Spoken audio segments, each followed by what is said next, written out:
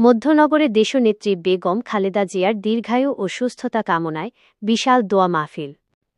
মধ্যনগর প্রতিনিধি। বাংলাদেশ জাতীয়তাবাদী দল বিএনপি-এর চেয়ারপারসন, সাবেক প্রধানমন্ত্রী এবং দেশনেত্রী বেগম খালেদা জিয়ার আশু সুস্থতা ও দীর্ঘায়ু কামনা করে সুনামগঞ্জ জেলার মধ্যনগর উপজেলার চামরদানি ইউনিয়ন বিএনপি ও অঙ্গ সংগঠনের উদ্যোগে আজ সোমবার ১ ডিসেম্বর এক বৃহৎ মিলাদ ও দোয়া মাহফিলের আয়োজন করা হয়। দেশনেত্রীর রোগমুক্তি কামনায় এই মাহফিলে ধর্ম বর্ণ নির্বিশেষে সর্বস্তরের জনগণের ঢল নামে।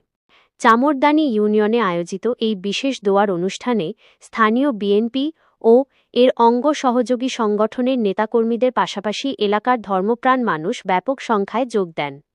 বিশেষ করে এলাকার সম্মানিত ইমাম, মুয়াজ্জিনগণ, বিভিন্ন মাদ্রাসার ছাত্র ও শিক্ষকবৃন্দ সহ বিপুল সংখ্যক সাধারণ জনগণ এতে অংশ নেন।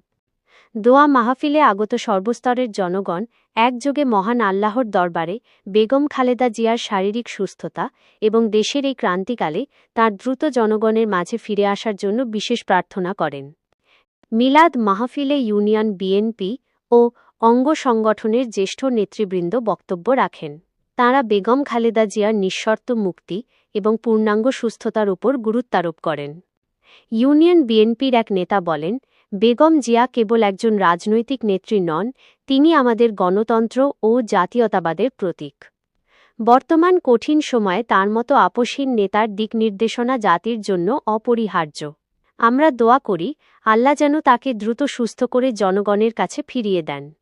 নেতৃবৃন্দ আরও বলেন, দেশনেত্রীর সুস্বাস্থ্য এবং জাতির কাছে তাঁর প্রত্যাবর্তন কামনা করা সকল দেশপ্রেমিক নাগরিকের নৈতিক দায়িত্ব। মিলাদ পাঠ শেষে দেশ ও জাতির শান্তি, সমৃদ্ধি এবং বেগম খালেদা জিয়ার আরোগ্যের জন্য এক বিশেষ মোনাজাত পরিচালনা করা হয়। মোনাজাতে দেশের সকল অসুস্থ মানুষের আরোগ্য এবং দেশের গণতান্ত্রিক পরিবেশ ফিরিয়ে আনার জন্য আল্লাহর রহমত কামনা করা হয়। এই আয়োজনটি প্রমাণ করে যে অসুস্থ থাকা সত্ত্বেও তৃণমূল পর্যায়ে জনগণের হৃদয়ে বেগম খালেদা জিয়ার অবস্থান এখনও কতটা দৃঢ়।